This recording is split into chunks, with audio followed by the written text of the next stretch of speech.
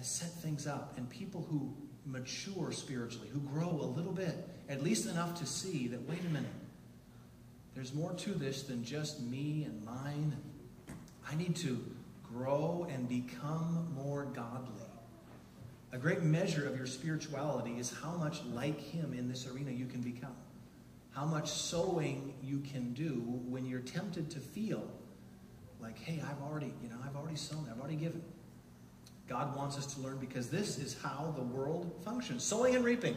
Racquel, can you think of a story that potentially could illustrate this vital topic? Child rearing is an area in which when we sow and we definitely reap, and it's something that's in our face on a regular basis, is that you can see the obvious results of what you've been sowing into children on a daily basis. Brian and I joke, we have 4 children, and 2 of our 4 have a tendency to be one like him and one like me. And of course, the traits that stand out the most to us are faults that we see in our children. But, you know, when all of us have been at the grocery store at some time and have seen and reaped some of what other parents have sowed into their children, right? At different times or another. But just yesterday, actually, our 8-year-old son, who's actually a very sweet and compliant and giving and loving child, how did we get him? We haven't figured out one. We didn't sow this one, I don't think. We're not reaping. That was just grace from God. But he's just a really sensitive, sweet-hearted child. And just yesterday I gave him some directions, and I said, now this is what I want you to do. And he didn't want to do it. And he rolled his eyes.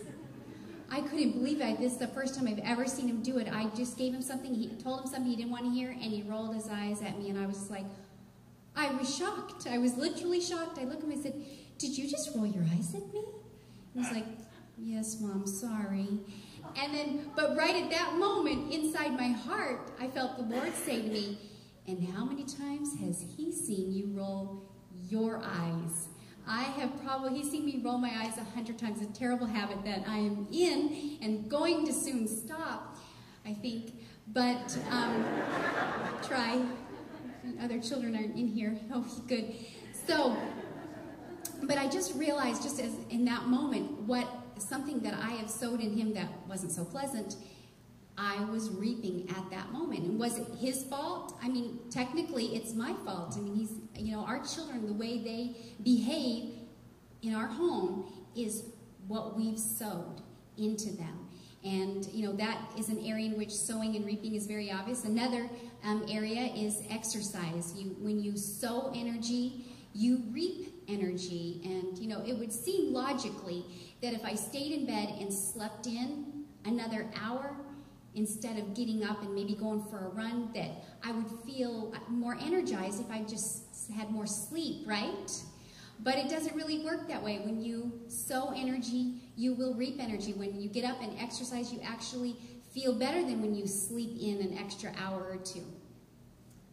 I had just this past week an illustration, and hopefully you'll understand the reason these different stories is to show you that this principle is how life works.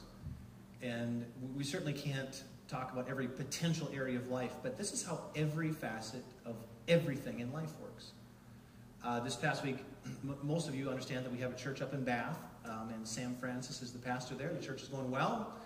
Things are going great, but he always likes me to give him the sermon during the week before he preaches it. I mean, he does great, but he feels like he wants to get it from me. So I always take time to do that and go through it with him. And on a few occasions, maybe I felt a little bit rushed. And one of just the way I'm wired, I don't know if I'm ADD or what, but you potentially have noticed this about me.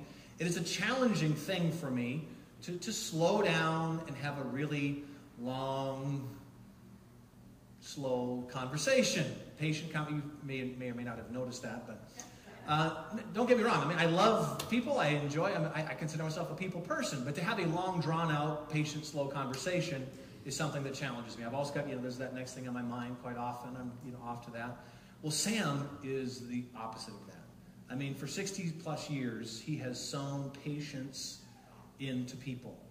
If you've never met Sam, you've missed one of the great experiences of life, because when you talk to him, no matter what he's doing, if you just bring up a topic and say, Sam, what do you think about this? And no matter what the topic is, he'll stop you and he'll say, very interesting.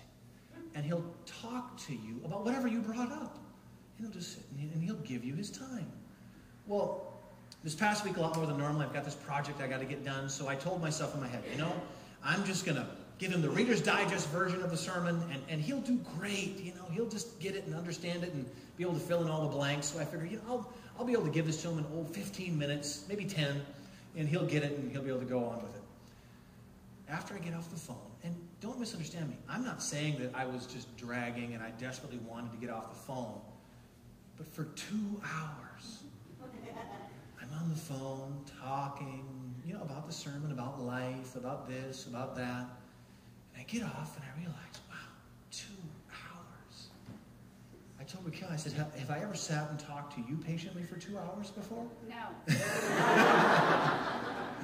That's a challenge for me. It just is. You just sit in one focused conversation, just casually having for 2 hours. Now, and it just hit me like a ton of bricks after I was going through this sermon. And again, the Spirit of God just showed me. He said, Brian, that's not you. That's him. He has sown patient, loving conversation for 60 years, and you can't help it. He's going to reap it. What gets pulled out of me is not because I suddenly become a compassionate, patient, amazingly patient individual who loves to have lengthy conversations. He has sown that for 60 years, so it literally gets sucked out of me. I get sucked into Sam's cycle of sowing and reaping. Are you following me? It is such a powerful principle. This is how life works. It's how it works. And again, we need to be careful, because as you begin to understand this, your temptation will be to make this simple mathematics. Okay, well, it's just math. All right, then, I just do this, and this happens, and God is a merciful, merciful God. Yes, there is truth to the fact that when you quit sowing and you shut the faucet off of sowing in your life, that there does come a time when God shuts the faucet off in that arena, and it quits coming to you. But be careful not to make this math, because the truth is God is bizarrely merciful. And yes, he will continue giving even beyond when you've turned the faucet off. But and again, there will be that time when he shows you your lack by turning the faucet off. And that's supposed to, when an area of lack is uncovered in your life, instead of getting angry at the people and the system and whatever, that's supposed to be a ding-ding in your head of, wait a minute, I need to look at my sowing and what I've been doing, all right? But don't make it math. Because the fact is, I know some people, they hear this sermon and, the light's going on. Oh, I'm lacking in this area. I'm lacking in finances. My marriage is lacking. The children are lacking. And what we're tempted to think is, I can never make it up. I can never make it up. I'm too far in the rears in that area. I can never make it up. The math will never add up. And now I can never be blessed in that area. That's not how it works.